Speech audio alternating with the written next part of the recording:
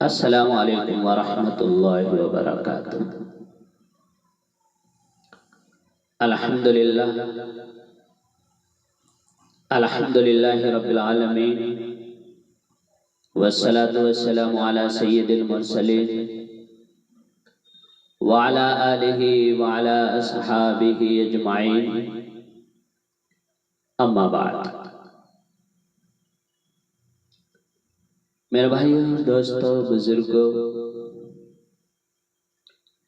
رمضان المبارک کا بابرکت مہینہ آنے والا ہے۔ اللہ ہمیں اس مہینے کی قدر کرنے کی توفیق عطا فرمائے۔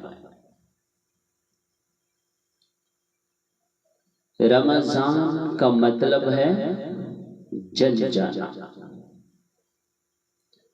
رمضان کے لفظ کا مطلب ہوتا ہے جل جانا۔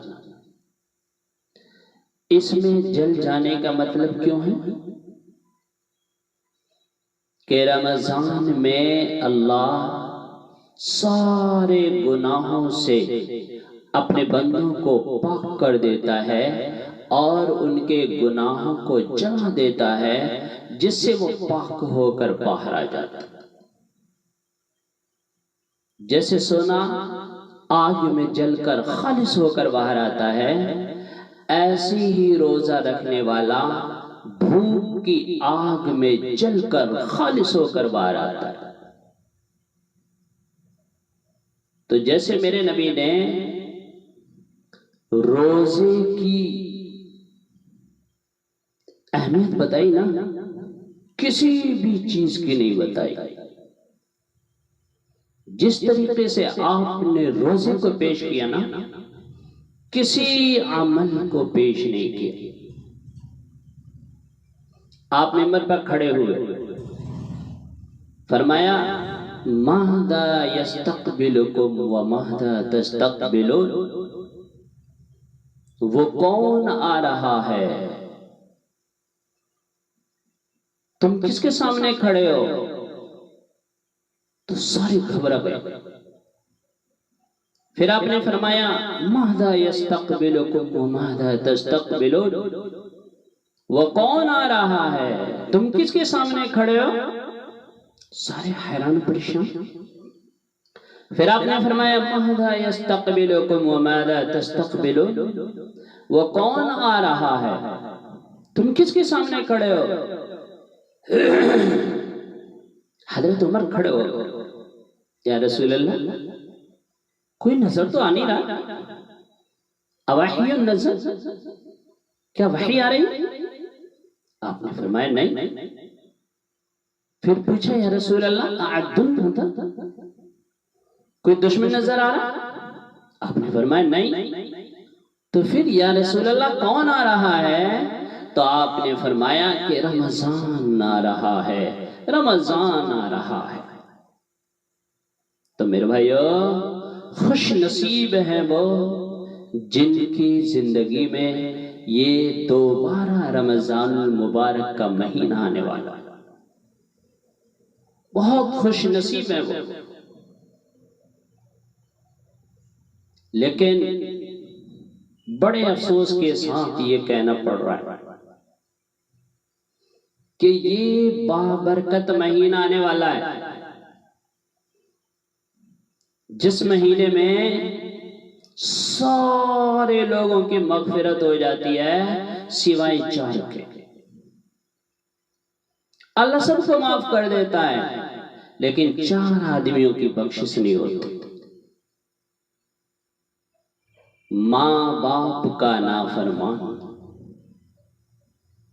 ایسا نافرمان کہ جس نے دل چیر کر رکھ دیا ہو، سینہ چیر کر رکھ دیا ہو، ایسا نافرمان کہ جس نے ماں باپ کو دکھ دیا ہو، پریشان کیا ہو، ستایا ہو، اس کی بھی بخشش نہیں ہوتی۔ دوسرا شراب پینے والا، اس کی بھی بخشش نہیں ہوتی۔ تیسرا رشتہ ناتا کو توڑنے والا، رشتے میں آگ لگانے والا، چھوٹی چھوٹی سی باتوں پر میدان جنگ کھڑا کرنے والا، اس کی بھی بخشش نہیں ہوتی۔ چوتھا، کینہ رکھنے والا، بغض رکھنے والا، اس کی بھی بخشش نہیں ہوتی۔ اللہ سب کی بخشش کر دیتے ہیں لیکن ان کی بخشش نہیں ہوتی۔ لیکن یہ بھی معلق ہے، اگر یہ اللہ کے سامنے توبہ کر لیں اور پکی سچی توبہ کر لیں تو اللہ انہیں بھی معاف فرما دیتا۔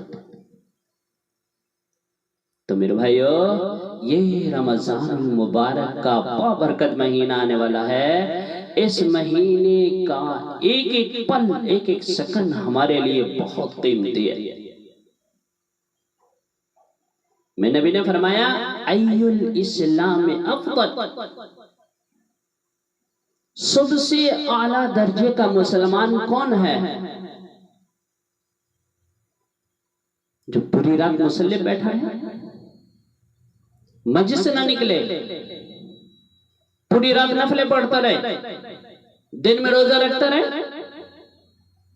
نہیں، آپ نے فرمایا من سلم المسلمون من لسانہ و یدہ، سب سے اعلیٰ درجے کا مسلمان وہ ہے کہ جس سے جو کسی کو تکلیف نہ پہنچے، جس کے ہاتھ سے، پاؤں سے، زبان سے کسی کو تکلیف نہ پہنچائے، وہ سب سے اعلیٰ درجے کا مسلمان ہے۔ پھر پوچھے یا رسول اللہ ای الاسلام افضل، سب سے اعلیٰ درجے کا مسلمان کون ہے؟ پھر پوچھا ای الایمان افضل، یا رسول اللہ سب سے اعلیٰ درجے کا مومن کون ہے؟ تو آپ نے فرمایا حسن الاخلاق، جس کے اخلاق اچھے ہوں وہ سب سے اعلیٰ درجے کا مومن ہے۔ اخلاق کے بہت سارے اقسام ہیں۔ میں نبی نے فرمایا کہ اخلاق کے 360 صفتوں کے نام ہیں۔ کسی بھی ایک مسلمان مرد عورت کے اندر موجود ہیں تو جنت میں ضرور جائے گا۔ سامنے ابو بکر بیٹھے تھے، یا رسول اللہ میرے اندر بھی کوئی ہے؟ آپ نے فرمایا کہ تمہارے اندر تو سارے ہیں۔ تو سب سے اعلیٰ درجے کا مسلمان کون ہے؟ جس سے کسی کو تکلیف نہ پہنچے۔ میں نبی سے پوچھا یا رسول اللہ، ایک صحابی نے کہ میرے محلے میں خاتون رہتی ہے جو رات کو تہجد پڑھتی ہے، دن میں روزہ رکھتی ہے، پر زبان اس کی بڑی سخت ہے۔ آپ نے فرمایا کہ وہ جہنم میں جائے گی۔ پھر کہا یا رسول اللہ ہمارے محلے میں خاتون رہتی ہے، نہ نافل پڑھتی ہے نہ روزہ رکھتی ہے، پر زبان اس کی بڑی میٹھی ہے، تو آپ نے فرمایا کہ وہ جنت میں جائے گی۔